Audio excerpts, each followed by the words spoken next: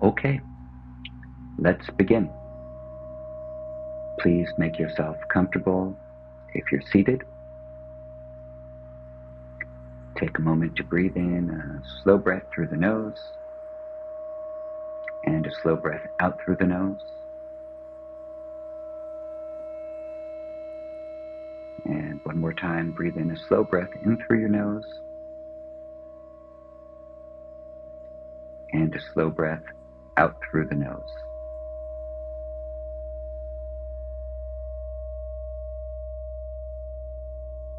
Bring your awareness to the sense of sound in your ears.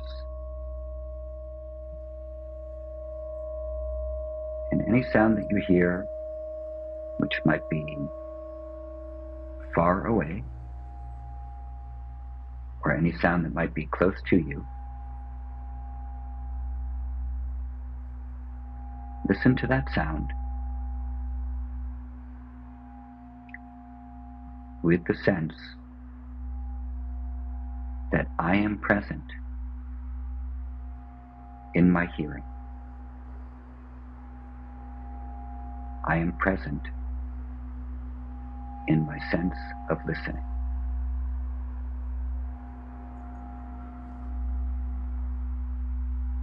And prepare yourself to receive and to hear the music of the Hudson River Wind Meditations.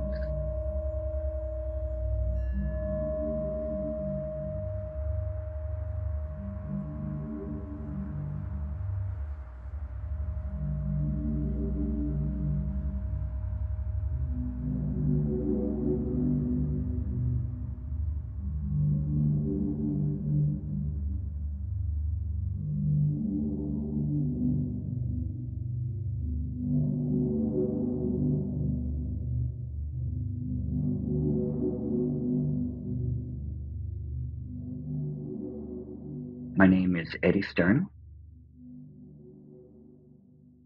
I started doing yoga when I was about 18 or 19. Put away my guitar and my screen printing equipment because I realized that yoga was my calling, and I went to India right when I turned 21, learned how to teach yoga, and came back to New York and just dedicated myself to a spiritual journey. And really, that's all I've been doing for the past 35 years or so. And along the way, I've met a bunch of really interesting people. I think a lot of it just has to do with being in New York City and being at the right place at the right time. But there are a lot of amazing musicians and artists who came through my yoga school in Soho. One of them was Julian Schnabel, the amazing painter and the phenomenal filmmaker. Julian did the Berlin concert series at St. Anne's Warehouse, and he invited me to come to that. And after the final show, we went backstage, and he said, "Oh, let me introduce you to Lou." And he brought me over and he said, "Lou, this is Ed. I think you should do yoga with him." And Lou said, "I got bad knees." And Julian said, "Doesn't matter. He knows how to take care of that." So Lou gave me his number, and I texted him, and we set up a class. And I went over there kind of like scared out of my brain. And we formed this great, once a week yoga relationship.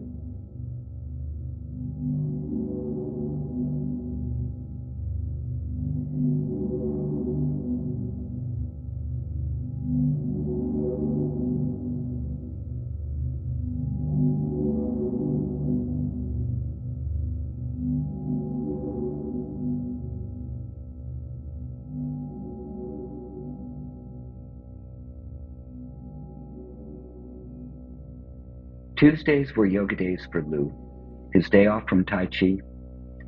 6 days a week of pushing hands and flowing with Chi, and then one day with me.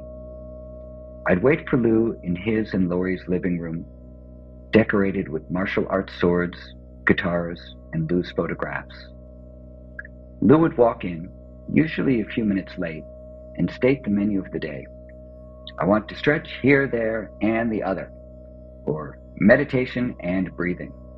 Or, what do you have to make my abdomen ripped? He'd tell me about his latest regimen at the gym, a new exercise machine that did all the work for you. Would ask what I ate for dinner or what time I got up in the morning. Did I do anything aside from yoga? Did I know Mingyur Rinpoche? What was I reading? There were always questions, curiosity, and openness. After the questions, Lou would go over to the stereo and press play. The meditative, circular sounds of Hudson River Wind Meditations would come on, and we would begin. The sounds immediately drew you into an inner flow of awareness. Something was happening with the music, but at the same time, something was happening inside of you. Drones have a way of doing that, but not all drones are created equal, and these drones seem to be based in Chi, in prana, the Sanskrit word for life force, our vital breath. As Lou began to move with the yoga postures and began to deepen his breathing, the sounds of Hudson River Wind Meditation moved with him, or perhaps just simply moved him. Prana is an interesting word because etymologically it means that which causes things to move. And flowing movement is indeed the cornerstone of Tai Chi, while flowing into stillness is the basis for postures in yoga. The yogic texts say, when the breath moves, the mind moves. When the breath is still, the mind is still. Prana and mind, Chi and mind are one. They move together, they enter stillness together. The stilling of the mind is the essence of any spiritual practice. In Tai Chi, one brings oneself into alignment with the flow of nature and spirit through intentional movement, breath, and a softness of awareness. The softness that ripples through the first drones and notes of Hudson River Wind Meditations echoes this idea of breath, mind, awareness, and nature all emerging together from silence and drifting into a valley of almost quiet before re-emerging again in an echo of what you just heard. It's like Lou's version of a tanpura, the five-stringed instrument of Hindustani classical music, the constant drone in the background of every composition. Yet Lou's drone is meant to be heard as a composition in and of itself. On more than one occasion, and I don't know if it was true or not, Lou said, "I don't even know how I made this, and I couldn't repeat it if I tried." How marvelous that is, to make a piece of music so profound that it can't be repeated, yet has been captured for future generations to enjoy. I never tire of listening to the meditations. They are hypnotic. For Lou, whether we were doing yoga or meditating, the Hudson River Wind Meditations came on. And even though I am a silent meditator and don't normally recommend listening to music when meditating, I would let it slide for Lou. When he didn't want it on, he would turn it off. 4, 3, 2, 1.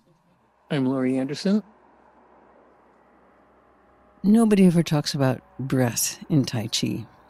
So recording something as breathy as air and wind was kind of unusual. Now that people are like, what is this stuff? This is nothing. They're like, where's the power? Where's the, where's the grit? Where's the thing? This is just like so boring. And then you kind of sink into it. You realize, there's a lot more things going on in there than I thought at first.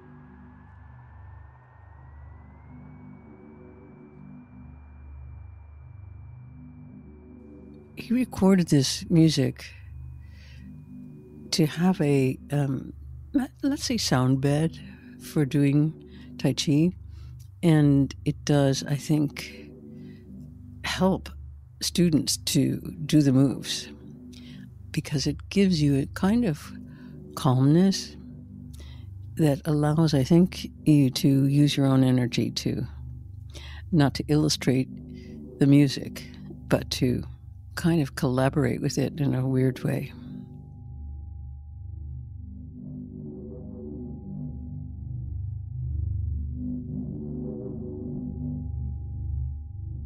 if you want to do Tai Chi, you can put this record on and try out some of these moves.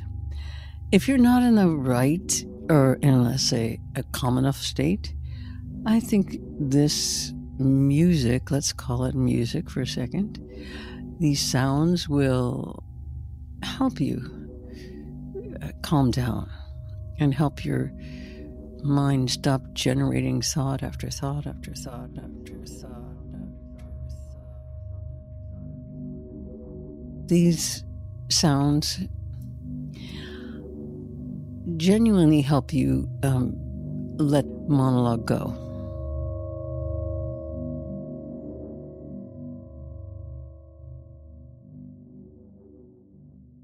It comes close to silence in many ways too, because it does quiet your mind, and that is very beneficial. Your mind has to be in the same room as your body.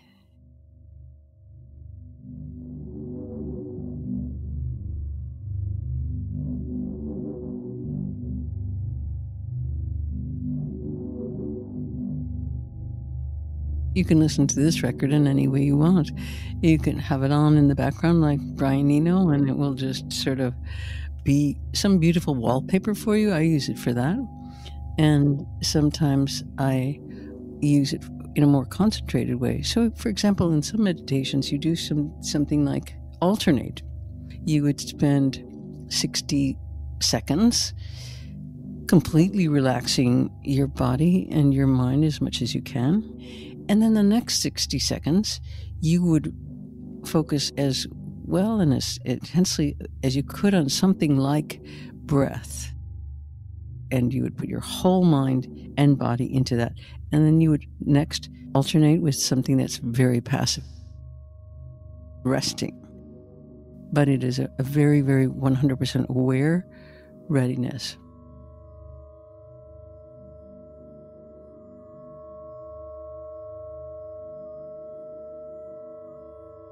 When people ask me, for example, does meditation shape your work?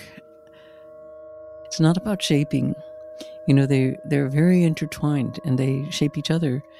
They share the basic impulse and rule, and only rule, which is be aware.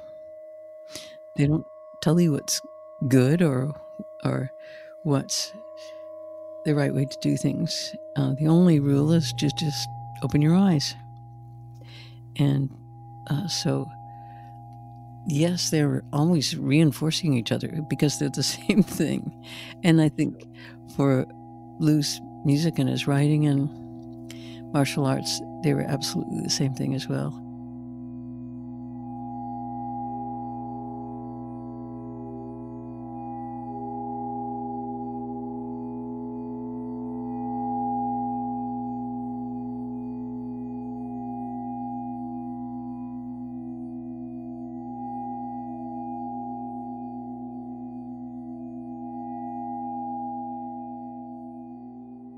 You could get a lot out of Tai Chi by just putting your arms in front of you in a circle, like you're hugging a tree, and dropping your shoulders and relaxing the muscles behind your eyes, especially because there's so much tension there. Relaxing your jaw, letting your knees relax, slightly bending them, and hold your arms in a circle in front of you. And if you just did that for 5 minutes a day, you'd be a Tai Chi master in no time.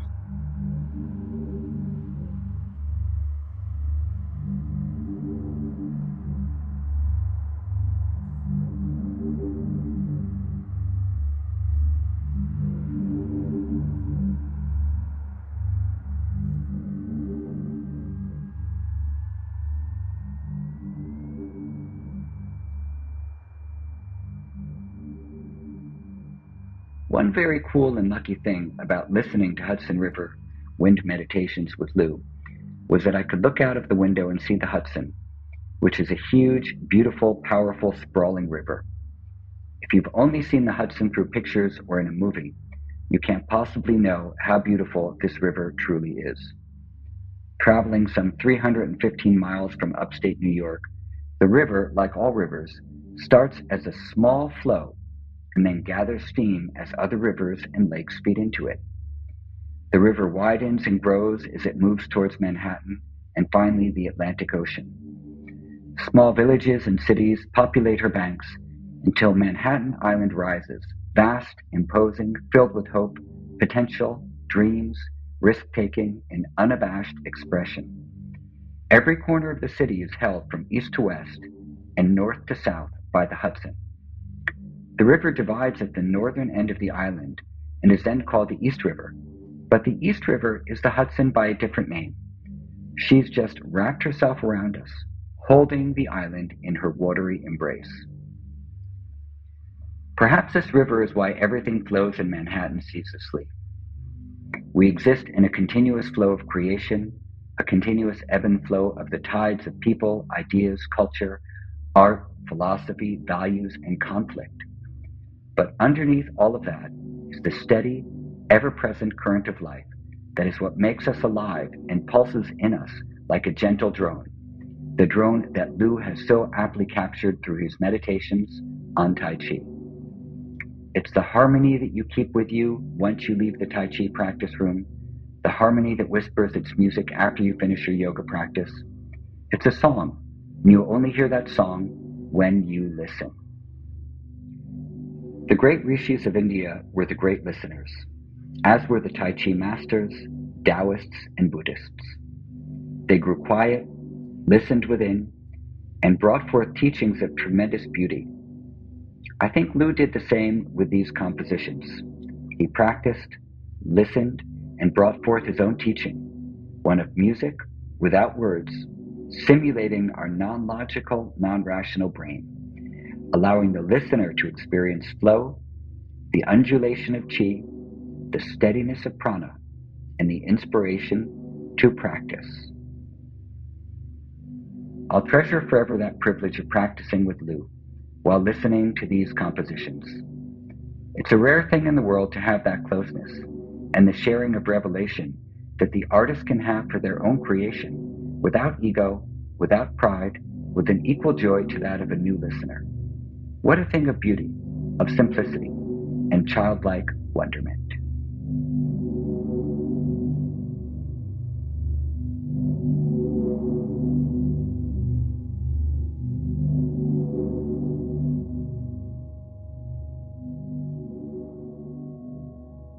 Hey, this is Matt Sullivan from Light in the Attic. Hope you enjoyed this episode of Liner Notes. A big thanks to Laurie Anderson and Eddie Stern for taking part.